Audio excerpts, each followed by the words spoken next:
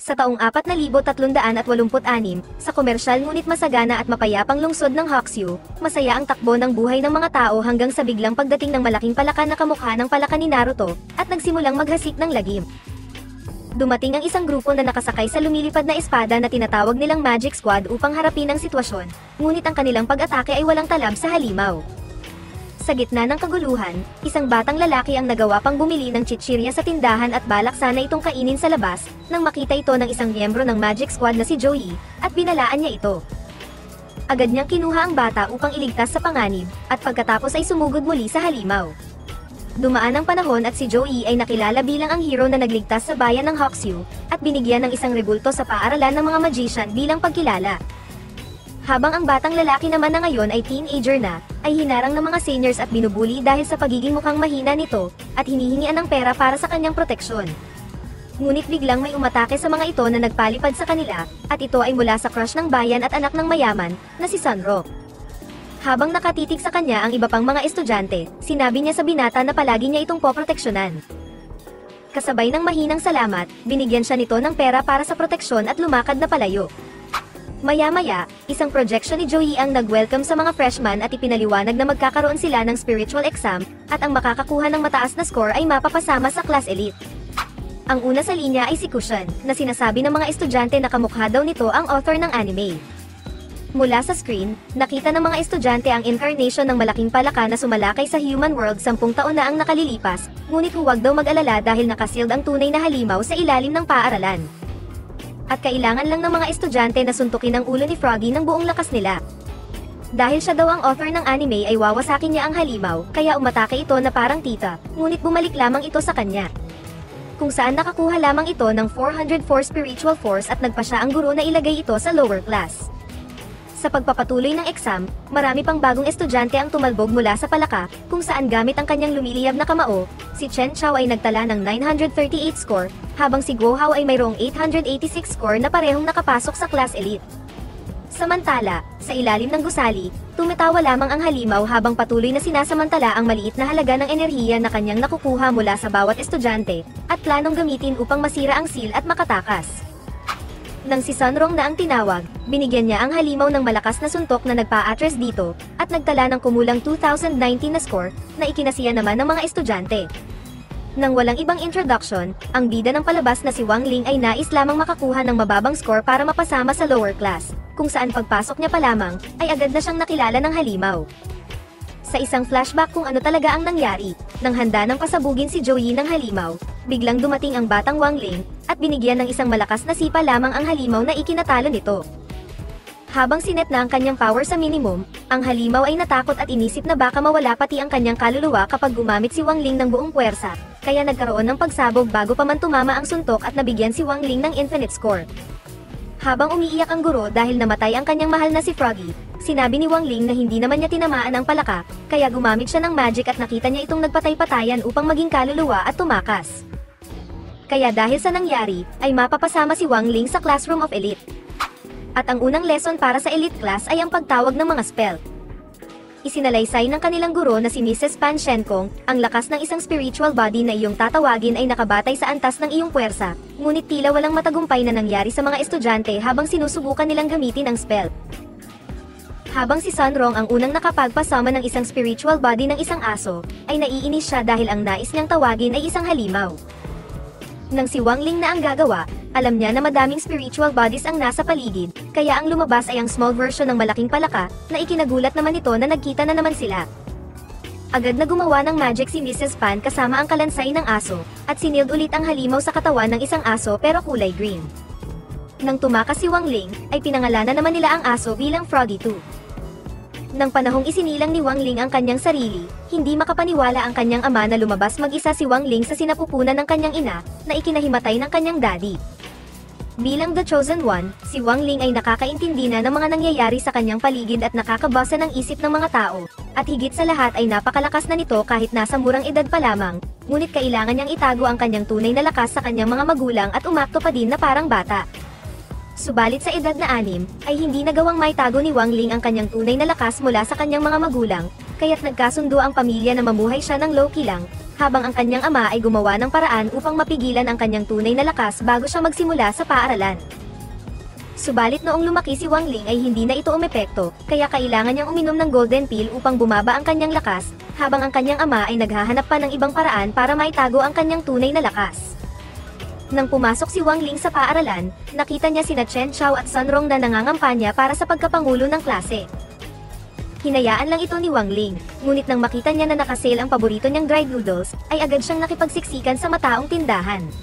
Ngunit ang isa sa tauhan ni Sun Rong ay binili lahat ang paninda sa nasabing tindahan, at nangakong ibibigay ang mga ito ng libre basta iboboto nila si Sun Rong. Nang magreklamo ang Team Chen, ay biglang lumitaw si Sun Rong kasama ang malakas na liwanag, na nagmumula pala sa kambal na kalbo. Nagtalo ang dalawang panig dahil sa pagbili ng boto, ngunit si Wang Ling ay handang gawin para sa kanyang paboritong chichirya, kaya nag-offer siya ng 5 boto para sa 5 pack ng dried noodles, habang umiimik ang iba na mayroon lang naman daw silang tig-iisang boto. Gayunpaman, bumulong si Sun Rong ng isang spell upang ma-seduce at makuha ang lahat ng suporta ng mga estudyante, ngunit nang hanapin niya si Wang Ling, ay sinabi ng kanyang tauhan na umalis na ito. Naramdaman ni Wang Ling na dahil isang boto lang para sa 5 pakete ng noodles ay may utang siya kay Sun Rong, kaya ibinigay niya rito ang golden pill na ipinilit sa kanya ng kanyang ina upang maging patas. Nang magklase, ang kanilang guro na si Mr. Wang Zukang ay biglang nagpalit ng aralin at nagsalita tungkol sa sinaunang sining ng pagkabilanggo o sa madaling salita, ay seduction spell. Inisip ni Sun Rong na nahuli siya sa kanyang ginawa, kung saan aware naman si Wang Ling sa gustong gawin ni Sun Rong kanina, kaya siya lamang ang hindi naapektuhan ng spell. Habang napatingin si Sun Rong kay Wang Ling, inisip niya na baka hindi na ibigay ng tauhan nito ang pill sa kanya, kaya sumenya siya kung nasa kanya ito. Kaya iniisip ni Sun Rong na kaya tumititig sa kanya si Wang Ling ay may gusto sa kanya ito at ang pill na ibinigay niya ay pampataas ng kapangyarihan, kaya kinain niya ito. Subalit hindi iyon ang ibig niyang ipahiwatig, kung saan nais niya lamang magpasalamat para sa ramen. Dahil ito ay ang pill na pampababa ng kapangyarihan, bumagsak na parang ibon ang enerhiya ni Sun Rong at ang spell ay nawala. Habang nagtataka kung ano ang ibinigay ni Wang Ling, tinawag si Sun Rong ng kanilang guro upang ipakita ang kanilang pinag-aralan, nang bigla siyang nadulas dahil sa lata, buti na lang ay nasalo siya ni Wang Ling na may style. Ngunit nang tawagin siya ay binitawan niya ang chick sa sahig, at binanggit ang spell kung saan matagumpay niya itong nagawa. Matapos yon, ay tumungo na sila sa student election, kung saan ang nanalo ay si Chen Chao. Samantala, dahil hindi alam na nasa ilalim pala siya ng seduction spell, ay hindi magawang maalis ni Sun Rong sa kanyang isipan si Wang Ling. Kinaumagahan, habang ang mga estudyante ay may daladalang mga pugon para sa kanilang aralin sa paggawa ng pills, si Sun Rong ay dumating na may banda, pa-carpet at mga kalbong nakapila, habang nilagpasan si Chen Chao upang tawagin si Wang Ling. Agad na napansin ni Wang Ling ang seduction spell sa ulo ni Sun Rong, kaya lumapit siya sa crush ng bayan at agad niyang tinanggal ito. Nang umalis si Wang Ling, akala nung isa ay nanliligaw ang bida, habang si Sun Rong naman ay hindi alam kung anong nangyari. Sa school lab, matapos ipaliwanag ni Mrs. Pan kung paano gumawa ng vitality pill, ipinakita ang iba't ibang pugon ng mga estudyante. Si Chen Chao ay may malaking antik na pugon na deuling ng kanilang pamilya at si Sun Rong naman ay gumagamit ng pugon na mula sa pabrika ng kanilang pamilya. Ipinakita naman ni Guo Hao ang kanyang pinagmamalaking modernong personal-sized na pugon, habang si Wang Ling naman ay microwave lang. Habang interesado si Froggy 2 sa pugon ni Guo Hao dahil ito daw ay buhay, bigla namang sumabog ang antik na pugon ng pamilya ni Chen Chao, at tumakbo palayo dahil papatayin daw siya ng tatay niya. Nang nagpa siya muna si Mrs. Pan na mag-break muna ang buong klase habang ginagawa ang kanilang mga pill, sinamantala naman ito ni Froggy 2 na balaking kainin ang magical pugon ni Guo Hao upang muling maging isang Demon King. Ngunit biglang dumating si Wang Ling dahil inaasahan niya nang may gagawin kalokohan si Froggy 2. Sinubukan tumakbo ni Froggy 2 dala ang pugon, ngunit madali din naman itong nabawi ni Wang Ling sa kanya. Hinugasan niya ito dahil galing ito sa bunganga ni Froggy 2, ngunit nakita siya ni Guo Hao na dala ito kung saan nagalit sa kanya at tinutukan siya ng baril. Samantala, habang nakaka-12 laps na si Chen Chao kakatakbo dahil tatagayin daw siya ng tatay niya kapag may nangyaring masama sa pugon, napagod na ito at kung ano-ano na ang tumakbo sa kanyang isipan, binalutan na siya ng kadiliman at hahanapin daw niya si Sun Rong. Habang wala naman maniniwala sa istorya ni Wang Ling tungkol sa ginawa ni Froggy 2, bumaril si Guo Hao ng purple na likido, ngunit umilag si Wang Ling at sapol sa bunganga si Chen Chao. Gagamutin na sana ito ni Wang Ling, nang pigilan siya ni Guo Hao at nagsuggest na gumawa daw sila ng antidote. Sinabi ni Hao na patatawarin niya si Wang Ling kung tutulungan siya nito gumawa ng antidote at isikreto ang nangyari, kung saan sumang-ayon na lang ang bida. Kinolekta ni Wang Ling ang mga kailangan na ingredients, at nang mahalo, maghihintay na lamang sila ng 4 na oras, ngunit biglang naalala ni Guo Hao na babalik na pala ang klase sa loob ng 2 oras.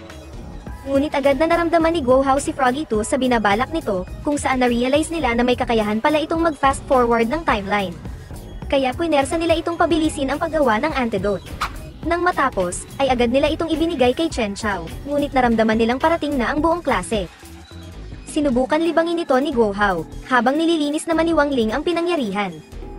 Pumasok si Mrs. Pan at agad nitong tinignan ang pugon ni Hao at nakakita siya ng golden pill dito, habang nang tignan naman ito ang kay Wang Ling ay nagalit ang madam, dahil gumagawa daw sila ng pill at hindi bomba.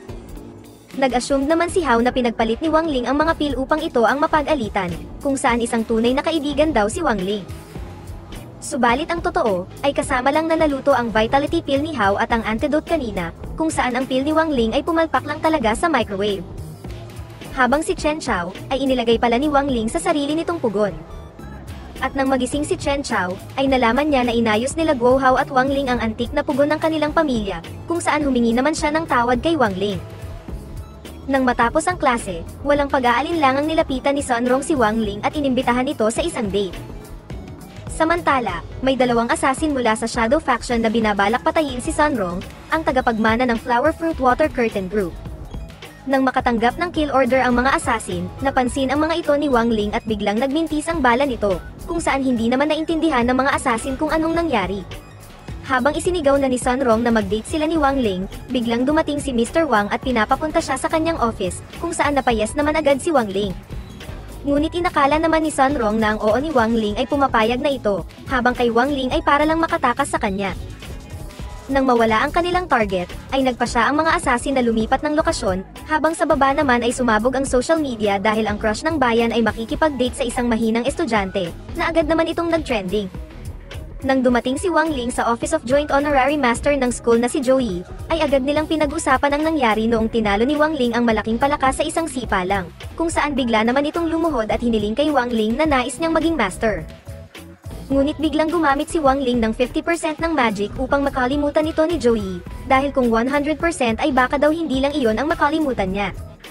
Umalis si Wang Ling ng office at iniwan niyang bangag at sabog si Joey. Nang mag-solo si Wang Ling, ay ipinaalam ni Froggy 2 ang tungkol sa mga assassin. Kinaumagahan, nang magising si Wang Ling, ay bumungad sa kanya si Sunrong na naghihintay sa labas para sa kanilang date. Alam niyang hindi papayag ang kanyang mga magulang dahil kailangan niyang mag-focus sa pag-aaral, ngunit ang mga ito ang nag-udyok pa sa kanya na makipag-date dahil may pasuhol si Sunrong.